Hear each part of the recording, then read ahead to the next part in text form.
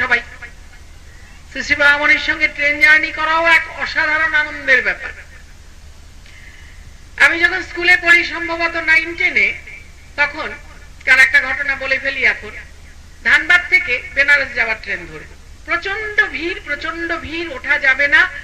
তো ধানবাদ স্টেশনে প্রায় সব কুলিরাই বাবামণিকে চেনে। বলছে বাবামণি আপ তো যাবেন আপনি? হিন্দিও বলে বাংলাও বলে কুলিরা। তো বলে যাবো তো, কিন্তু উঠবো কি করে রে বাবা? আমি তুলে দেবো। জানলা দিয়ে উঠতে পারবেন? হ্যাঁ পারবো। বাবামণি আমার দিকে তাকিয়ে বললেন তুমি উঠতে পারবে? আমি একটু খেলাধুলা করতাম, একটু ব্যায়াম করতাম। ভাইটাই ছোটবেলা থেকে ব্যায়ামের অভ্যাস করিয়েছেন, অতএব আমার তো অসুবিধা হবার কথা নয়। বাবামণি বললেন যে ঠিক আছে। ও গুলটিকে বললেন যে ট্রাঙ্কটা এখানে রাখো।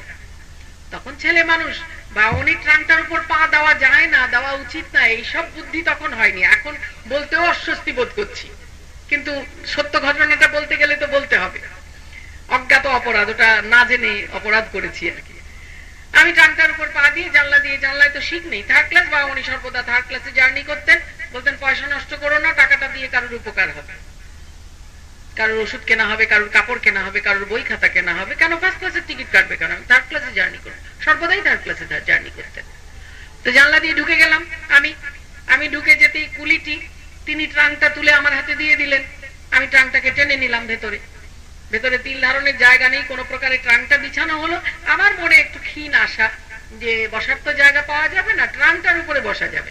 ট্রাঙ্কটা রাখা মাত্র বেশ 2-3 জন মিলে ট্রাঙ্ক দখল করে ফেলল। এখন ওদের সঙ্গে ঝগড়া করে বলবো ওঠো, ট্রাঙ্ক আমার ট্রাঙ্ক, তুমি বসবে কেন? এ শিক্ষা হয়নি, অভ্যাসটা হয়নি। অতএব কিছুই বললাম না, ওরা সব বসলো। বাবামণি ওই প্ল্যাটফর্ম থেকে জানলাটা দিয়ে, তখন শ্রী শ্রী বাবামণির চুল দাড়ি সব সাদা, ধবধবে সাদা। স্ত্রীদের বয়স বলতে পারবো না, ও হিসাব আমি কোনোদিনই করতাম না। কারণ একদিন শ্রী শ্রী বাবামণি একটি ভক্ত জিজ্ঞাসা করায় বলেছিলেন যে গুরুর বয়স জিজ্ঞাসা করতে নেই, তার জ্ঞানটা দেখ, বয়স নিয়ে মাথা ঘামাবি না। আর কোনোদিনই ওই নিয়ে আমি মাথা ঘামাই না। চুল দাড়ি সব সাদা। সেই সময়ে শ্রী শ্রী বাবামণি অবলীলা ক্রমে প্ল্যাটফর্মটা থেকে একটা লাফ দিয়ে ওই জানলা দিয়ে ভেতরে ঢুকে পড়লেন, কোন সাহায্য ছাড়া। ঢুকে আবার আমাকে বললেন কুলিটিকে টাকা দিতে। নাই গুরুজি হাম নেই লেঙ্গে। বললেন না, তুমি এটা নাও, তোমার বাড়ির ছেলে মেয়ের জন্য মিষ্টি নিয়ে যেও। অনেকবার বলতে এই কথাটা বলা হয়নি, এটা একটা অসাধারণ কথা। কত বিবেচনা! ও নিচ্ছে না, নিতে চাইছে না বাবামণির কাছ থেকে। বললেন না, নিয়ে যাও, বাড়িতে মিষ্টি নিয়ে যাবে ছেলে মেয়ের জন্য। তা আমরা কি করব? বাবামণি দেখলাম ওই ট্রেনের যে ওয়ালটা, কম্পার্টমেন্টের ওয়ালটার পাশে গিয়ে দাঁড়ালেন। আমাকে বললেন এখানটা এসে দাঁড়াও, তাহলে জার্কিং এ কষ্টটা কম হবে। ঠিক আছে। বাবামণিও দাঁড়িয়ে আছেন, আমিও দাঁড়িয়ে আছি। ট্রেন ছাড়লো। তো ওই সময় তো রিজার্ভেশনের ব্যাপার ছিল না, কেউ আগে উঠে খানিকটা বেশি জায়গা দখল করে রেখেছে, তো সেটা তারই দখলে, সে আর ছাড়বে না ওটা। তা নিয়ে আমাদের অন্তরে কোনো ক্ষোভ নেই, ক্ষোভ করার অভ্যাসটা হয়নি। মানে এই সব পবিত্র সাহচর্যে আর ক্ষোভ করার অভ্যাসটা হয়নি। যখন যেমন তখন তেমন আনন্দে থাকার অভ্যাস হয়ে গিয়েছে। এইগুলো সব বিরাট প্রাপ্তি। এইগুলো যখন যেমনটি আছি, যেখানে আছি, সেই অবস্থায় আনন্দে থাকতে পারো, এটা অভ্যাস করো। সবাই অভ্যাস করো। সব সময় নিজের পছন্দ মতন পরিবেশ আসে না, সব সময় নিজের পছন্দ মতন পরিবেশ পাওয়া যায় না। যা আমি অপরের কাছ থেকে পাবো বলে আকাঙ্ক্ষা করছি, সবটুকুই কিছু পাওয়া যায় না। আমরা কি করি? ছোট্ট ছোট্ট অপ্রাপ্তিতে যা পেয়েছি সেটার আনন্দও নষ্ট করে ফেলি। হায় পেলাম না করতে করতে।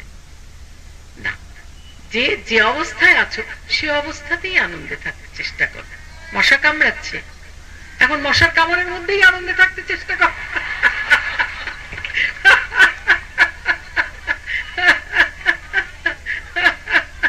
তবে চেষ্টা করো যেন না কামড়ায়, ম্যালেরিয়া হোক, এটা চাই না।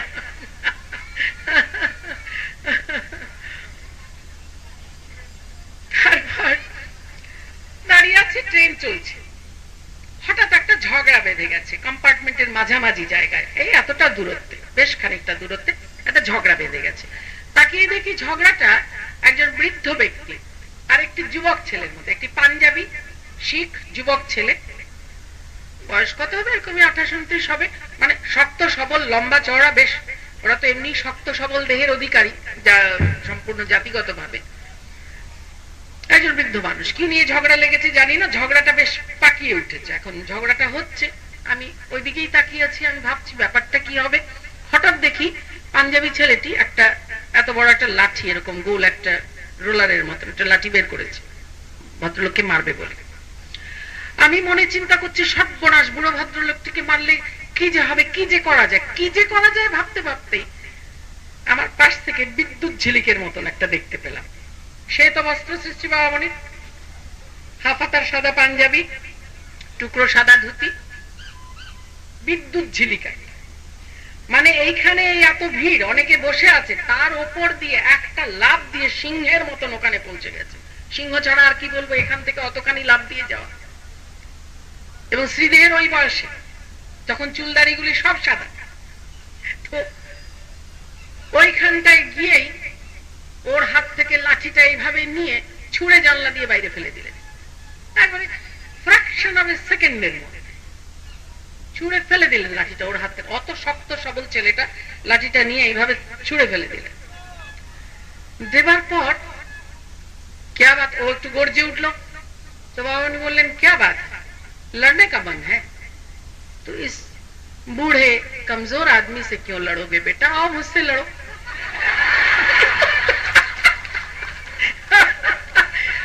আমি বাবামণি একজন ধর্মগুরু এইভাবে ষাট গোটাচ্ছেন, ও দৃশ্য অপূর্ব। ওই সময় ওকে ভয় পাওয়ানো প্রয়োজন ছিল, নাহলে ওখানে একটা বিপর্যয় সৃষ্টি করত। ও লাঠিটা এই ভদ্রলোকটিকে, দুর্বল মানুষটিকে মারতে গেলে তার যেমন ক্ষতি হতে পারতো, আরো কারোর আঘাত লাগতে পারত। ছেলেটা থমকে দাঁড়িয়ে গেল, বাবামণির দিকে আপাদমস্তক তাকাল, তাকিয়ে তাকিয়ে বলছে, नहीं नहीं गलती हो गया, गलती हो गया, गलती हो गया। हाँ बेटा, आराम से बात करो, तुमसे बड़े हैं, सही ढंग से बात करो, ये क्या हो रहा है। नहीं गलती हो गई, गलती हो गई, हमसे गलती हो गई বলে সে মাথা নাড়তে লাগলো খালি। তারপরে একটা মজার কাণ্ড হলো, মিনিট 2-3 ভেতরে আমাদের দুজনের বসার জায়গা হয়ে গেল। সবাই সরে গিয়ে বাবামণিকে বসালো, আমাকে বসালো, সবাই মিলে, হ্যাঁ আপ কাহা সে আ রে, কাহা যা রে। তো সাদা কাপড়ে চট করে একটু সাধু পুরুষ ভাবতেও অসুবিধা, আবার চেহারা খানার দিকে তাকালে মহাপুরুষ না ভেবেও কোনো উপায় নেই। এই খানিকক্ষণ পর দেখা গেল সমস্ত ট্রেনের কম্পার্টমেন্টটাই আপনজন, একটা বিরাট পরিবার। তখন বাবামণি বললেন যে জল বের করো, হাত ধো, আমার হাত ধোয়াও, টিফিন ক্যারিয়ার বের করো। টিফিন ক্যারিয়ার আর পুজোটা তুলে আগে বাঙ্কের উপরে রাখা হয়েছিল। হাত ধোয়া হলো। রাস্তায় যাতায়াতের সময় শ্রী বাবামণি সব সময় একটু বেশি খাবার দিতে বলতেন। তার কারণ হলো সবাইকে দিয়ে খাবেন,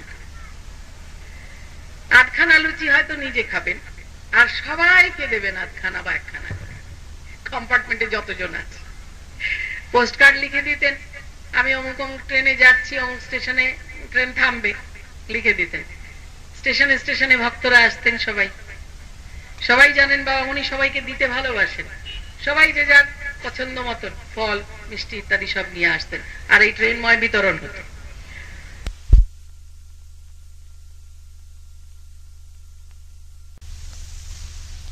নাথি বেনারসে তখন এক অদ্ভুত দৃশ্য, কেউ কাঁদছে, কেউ বলছে ফির কব দর্শন মিলেগা গুরুজি, কেউ সাষ্টাঙ্গ হয়ে প্ল্যাটফর্মের উপরে প্রণাম করছে, কেউ হিন্দুস্তানি পদ্ধতিতে এইভাবে হাঁটু ধরে প্রণাম করছে।